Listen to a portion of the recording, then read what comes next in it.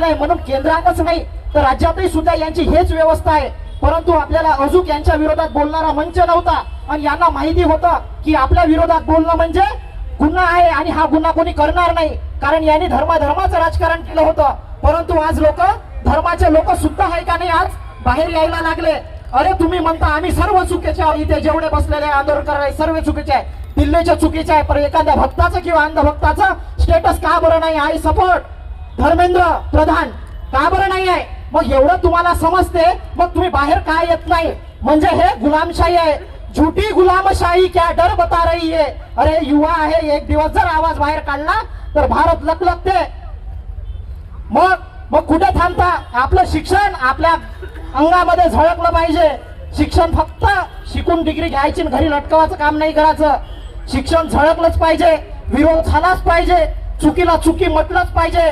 अनेक पक्षाचे असू शकतात, पक्षामध्ये अनेक राहा, पण चुकीला चूक, बापाला बाप म्हणायची ताकद ठेवा.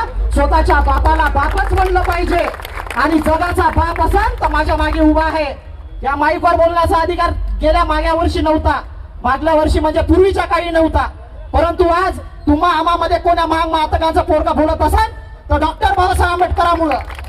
अरे कोणाच्या बापाची जहागीर नाही आहे दिलेली, डॉक्टर बाबासाहेब आंबेडकरांची आहे. म्हणून हा विचार आहे, आपल्या कलम आहे.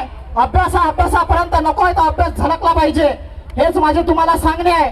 म्हणून विद्यार्थी मित्रांनो, जेव्हा जेव्हा अन्याय होतो, अन्याय करणाऱ्यापेक्षा सहणारा मोठा असतो. सर्वांना वाटायचं की या मोदी सरकारच्या विरोधात कोणी बोलायचं नाही. अहो सुरुवात तर करा. अमेरिकेतला माणूस, आपला माणूस, महाराष्ट्रातला माणूस अमेरिकेत होता. जेव्हा त्यानं पहिलं ट्विट केलं तेव्हा लोक म्हणत होते की अमेरिकेतून येणार का? आला ना? हलवली का नाही दिल्ली? दिल्लीची हे तख्त राखवतो कोण? महाराष्ट्र माझा. बोला जय महाराष्ट्र, जय महाराष्ट्र. तुमचं आमचं नातं काय? तुमचं आमचं नातं काय? अरे हम हमारा हक्क मांगते, अरे हम हमारा हक्क मांगते.